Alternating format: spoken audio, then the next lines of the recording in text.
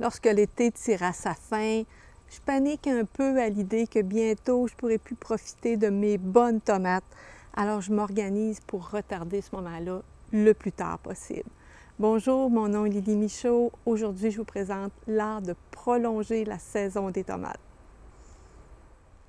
Mais d'abord, je vous présente mes trucs pour stimuler la production des tomates en fin de saison. Puis qu'est-ce qui nous indique que c'est la fin de saison, que l'automne s'en vient? Bien, ce sont les températures. Donc, il faut commencer à surveiller la météo régulièrement et quand on voit que les températures nocturnes descendent sous la barre des 10 degrés vraiment régulièrement, alors là, il faut intervenir. En tout temps, et ça c'est en tout temps, on ne laisse pas des fruits mûrs sur les plants. Aussitôt qu'ils sont mûrs, on les récolte, on va laisser l'énergie pour la suite. Ensuite, quand vraiment on voit que les températures descendent, comme je vous disais, en bas de 10 degrés, en plus, on va aller récolter les fruits qui commencent à changer de couleur. Alors, les fruits qui commencent à changer de couleur, on verra tout à l'heure qu'on peut les faire mûrir à l'intérieur. On les récolte également. Ensuite, c'est pas terminé. On va tailler tout ce qui est inutile sur le plant. Et ça commence par les têtes des plants de type indéterminé. Si ce n'est pas déjà fait, là, on va vraiment tailler les têtes. On veut qu'ils arrêtent de pousser en hauteur, donc on va tailler les têtes au-dessus de 2 feuilles qui suivent une grappe de fruits. Première chose. Ensuite, s'il reste des fleurs, on va les enlever. Ils n'auront pas le temps de toute façon de porter des fruits, on va les enlever. Et on va tailler aussi toutes les feuilles malades, mais essentiellement les feuilles malades. Il ne faut pas effeuiller totalement un plant comme je vois parfois. Donc, essentiellement les feuilles malades, toujours dans le but de stimuler la production. Question arrosage, là, on va commencer à espacer les arrosages. C'est de moins en moins nécessaire à l'automne et on va vraiment espacer les arrosages. Tout ça pour stimuler la production de nos tomates et en avoir le plus possible. Alors l'automne s'installe progressivement. On continue, bien important, de surveiller les prévisions météo.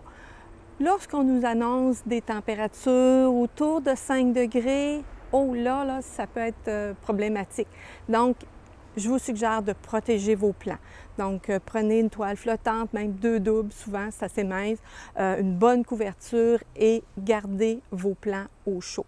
Donc, on va faire ça pour 1 ou 2 nuits. J'ai remarqué ces dernières années que souvent on a quelques nuits froides, des fois à la mi-septembre, puis après ça, on a quand même des périodes de chaleur qui reviennent. Donc, on continue de surveiller la météo. Des fois, on peut profiter d'un automne clément.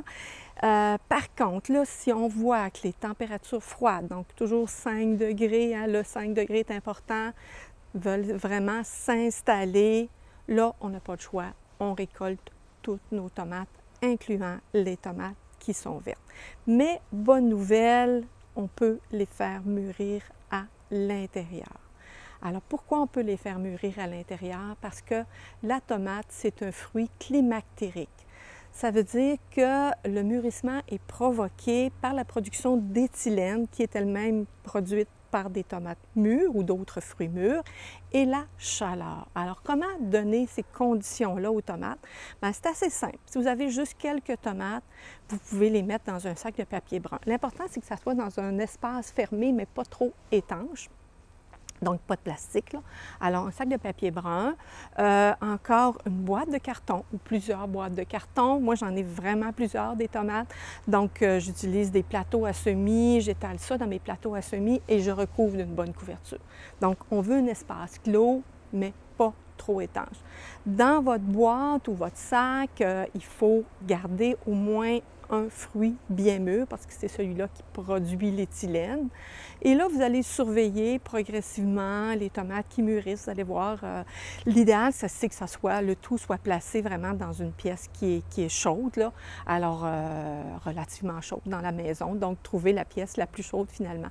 Et progressivement, les tomates vont mûrir et vous allez pouvoir aller chercher, cueillir chez vous-même dans la maison les tomates qui sont mûres. En laisser quand même tout le temps au moins 1 ou 2. qui est plus mûr pour stimuler la production des suivantes. Donc ça, c'est si vous voulez les utiliser à court terme. Si au contraire, vous voulez ralentir le mûrissement dans le but de les conserver fraîches le plus tard possible, à ce moment-là, vous allez choisir une pièce, la pièce la plus fraîche de la maison, souvent c'est le sous-sol. Vous allez étaler aussi vos tomates, soit dans des plateaux ou dans des boîtes, mais là, ouverts, pas refermés. Vous organisez pour que les tomates ne se touchent pas, parce que s'il y en a une qui est endommagée, elle pourrait contaminer la suivante. Donc, vous étalez vos tomates comme ça dans une pièce fraîche. Puis quand je dis fraîche, idéalement, si c'est possible, quelque chose entre 12 et 16 degrés. Et pas moins de 10 et surtout pas au réfrigérateur. C'est la pire chose à faire pour une tomate, d'être placée au réfrigérateur. Elle perd toute sa saveur et ça ne revient pas. Donc, vous placez ça dans une pièce fraîche. Et là, avec un peu de chance, dépendamment des variétés, c'est très variable, justement. Alors, vous pouvez les conserver 2 à 6 semaines. Avec un peu de chance, peut-être que vous allez vous rendre aux fêtes, là, avec un peu de chance. Et sinon, par la suite, bien, si comme moi, vous avez pris soin de faire des réserves en pot, des tomates congelées, des tomates déshydratées, bien, au moins le reste de l'année, vous allez encore pouvoir profiter de vos tomates, mais d'une autre façon.